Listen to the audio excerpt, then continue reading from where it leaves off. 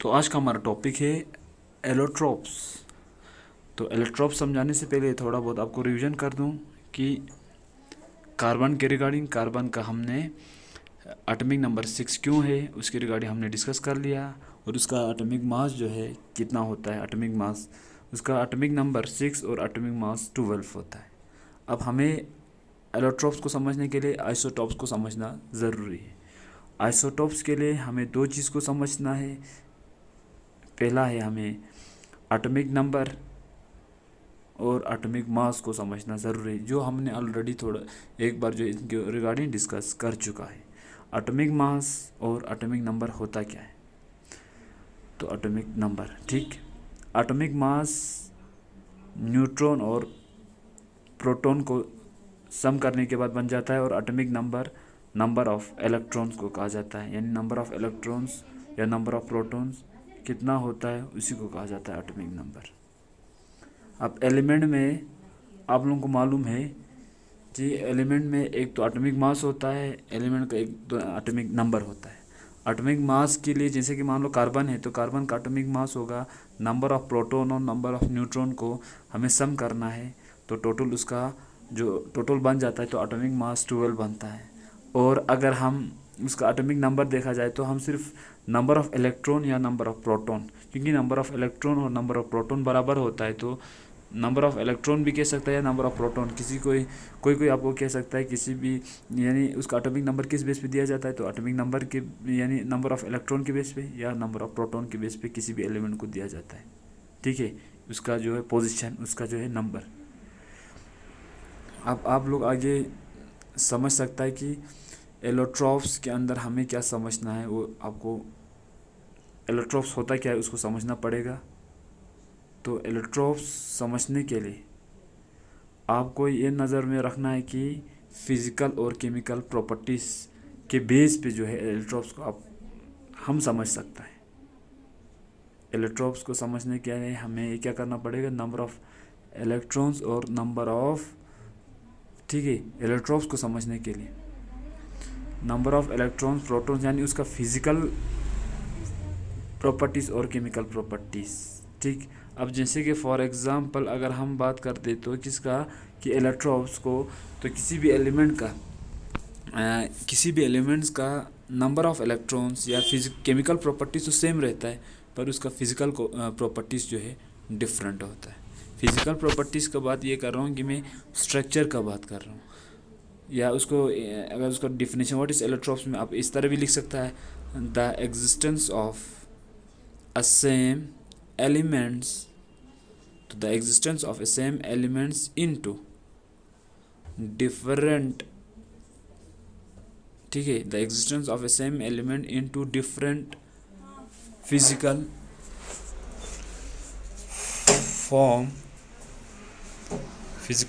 forms called allotropes। तो allotropes हम किसे कह रहा है कि the existence of A same element into different physical forms, तो उसका नंबर ऑफ उसमें या केमिकल प्रॉपर्टीज़ या नंबर ऑफ इलेक्ट्रॉन प्रोटॉन ना बोल दो या फिजिकल प्रॉपर्टीज़ बोल दो, और केमिकल प्रॉपर्टीज़ के बेस पे आप बोल सकते हो, तो केमिकल प्रॉपर्टीज़ सेम है पर फिजिकल प्रॉपर्टीज़ डिफरेंट है, ठीक है। अब फॉर एग्जांपल कार्बन है हमारे पास, एलोट्रोप्स कार्बन जो है हमारे पास दो टाइप का है, या तो एमोर्फस की शक्ल में या तो क्रिस्टलाइन की शक्ल में, ठीक है, क्रिस्टलाइन की शक्ल में, ठीक है, एमोर्फस और क्रिस्टलाइन की शक्ल में। अब अगर हम क्रिस्टलाइन के बेस पे देखा जाएगा तो जो जब भी सॉलिड जो है मेड या तो क्रिस्टलाइन की शक्ल में उसका सेटिंग होता है या तो एमोर्फस, तो क्रिस्टलाइन की शक्ल में देखा जाए तो डायमंड जिसको हम हीरा कहा जाता है, ठीक। और जो है ग्रेफाइट जो होता है ना, जो हमारे पेंसिल के निप जो होता है ना, पेंसिल का निप, इसको भी आप कह सकता है। तो आपको यहाँ से क्लियर हो गया कि कार्बन का अगर एलोट्रोप्स, अगर कार्बन को देखा जाएगा तो कार्बन का एलोट्रोप्स यानी कार्बन का जो फिजिकल और जिनका फिजिकल प्रॉपर्टीज तो डिफरेंट है, यानी फिजिकली वो डिफरेंस है पर केमिकल प्रॉपर्टीज सेम है। एक तो डायमंड है, दूसरा है ग्रेफाइट। और एमोरफस के बेस पे अगर कार्बन को देखेगा तो हमारा कॉइल होता है, ठीक है। कॉइल को हम इसमें गिन सकते हैं amorphous on the base of amorphous solid के बेस, यानी उसका arrangement of the particles amorphous के बेस पे और क्रिस्टलाइन के बेस पे होता है। तो जैसे कि कॉइल मैंने बोल दिया, ठीक है, कॉक मैंने बोल दिया,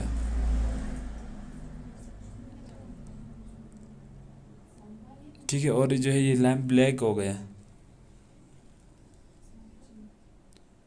चारकोल हो गए, ये सब जो है ना, और बहुत सारे एग्जांपल्स और भी है। तो ये सब एग्जांपल्स है पार्टिकल्स के अरेंजमेंट एमोरफस के बेस पे और क्रिस्टलाइन के बेस पे। पर हमें जो बुक में पढ़ना है आगे, तो हमें क्रिस्टलाइन के बेस पे जो अरेंजमेंट होता है जिसका ये है स्ट्रक्चर। अब ये नॉर्मली दो तो है, अभी और एक भी है, तीसरा का नाम है बैकमेस्टर फ्लोरेंस है। बैकमेस्टर फ्लोरेंस जो है तीसरा उसका टाइप है।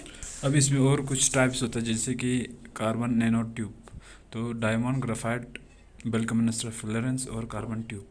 अब डायमंड होता क्या है? Diamond means unbreakable, in Greek इसका मतलब यही है, ठीक है। अब ये डायमंड क्या होता है? 4 और कार्बन आटम के साथ बनाता है। ग्राफाइट और 3 जो है कार्बन आटम के साथ शेयर।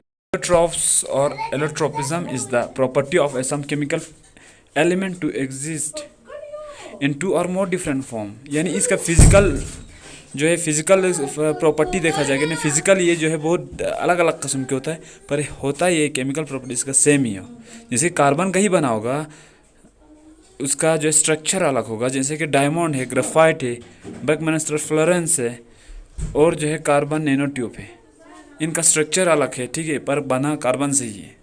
अब जैसे कि मान लो हमारे डायमंड है, डायमंड जो है 4 डायमंड यानी एक कार्बन का आटम 4 और जो है आटम के साथ, कार्बन का ही आटम के साथ ये स्ट्रक्चर बनाता है। तो इसी तरह से और वहीं एक आटम से फिर और 4 के साथ, हर एक आटम 4 जो है अलग का आटम के साथ वो जो है बॉन्ड बना के होता है, उस तरह स्ट्रक्चर बना देता है, ठीक है। तो इस तरीके से क्या हो जाता है, डायमंड का स्ट्रक्चर बन जाता है। उसी तरह कार्बन के साथ जैसे कि ये डायमंड का स्ट्रक्चर है, यानी each carbon atoms bond to the fourth to form a giant covalent network of lattice. मैंने पहले बोला था कोवलेंट के रिगार्डिंग, पहले ही टॉपिक में थोड़ा बहुत डिस्कस कर चुका है कोवलेंट बॉन्ड के रिगार्डिंग। अब ग्रेफाइट का मीनिंग जो है राइटिंग स्टोन को कहा जाता है, यानी ग्रेफाइट अगर ग्रीक में के हिसाब से देखा जाए, Greek is a semi metal native element minerals. Graphite is the most stable for our, यानी कार्बन का ही बना हुआ है पर इसका स्ट्रक्चर अलग है। ये हर एक एटम जो है ना और 3 एटम के साथ ये क्या बॉन्ड बना देता है, इस तरह से इसका स्ट्रक्चर बन जाता है। Each carbon atom is bonded 3 other carbon atoms to give layers of hexagonal rings के स्ट्रक्चर का ये बन जाता है। अब आगे आप लोगों को दिखा दूं कि ये दो आपके स्क्रीन पे स्ट्रक्चर्स, कार्बन का आपको मालूम है इसका एटॉमिक मास 12 या 12.01, इनका स्ट्रक्चर्स अलग अलग, ग्रेफाइट, डायमंड, ठीक है। यहाँ पे कार्बन नैनो ट्यूब का जो स्ट्रक्चर मैंने यहाँ पे आपको दिखा दिया है, और बैकमेस्टर फ्लोरेंस जो होता है जो एकदम स्फेरिकल यानी फुटबॉल के शेप में होता है, ठीक है, उसमें ज़्यादा अमाउंट ऑफ कार्बन का आटम जो है प्रेजेंट होता है उसके अंदर। तो ये था हमारा टॉपिक, ठीक है। जैसे अभी मैं दोबारा बोल दूँ कि buckminsterfullerene is one of the member of the family of the spherical, यानी अब इसका शेप जो है स्फेरिकल कार्बन मॉलिक्यूल्स का बना होता है, समटाइम इसका बैक बॉल भी कहा जाता है। अब इस, ठीक है, ये होता है इसका, ये यानी कार्बन का ही एटम्स का अरेंजमेंट का बना होता है in hexagons and pentagons to give a geode, ठीक है। ये यानी ये ग्रेफाइट्स का स्ट्रक्चर हो, यानी ग्रेफाइट स्ट्रक्चर लाइक होता है, ठीक है। और जो है each carbon atoms bonded 3 others, जैसे ग्रेफाइट के साथ था उसी तरीके से। तो ये ग्रेफाइट है, ठीक है। तो अभी हमारा टॉपिक में जो है ना डायमंड, ग्रेफाइट और बैकमेस्टर फ्लोरेंस के रिगार्डिंग बात किया हुआ है कार्बन ट्यूब।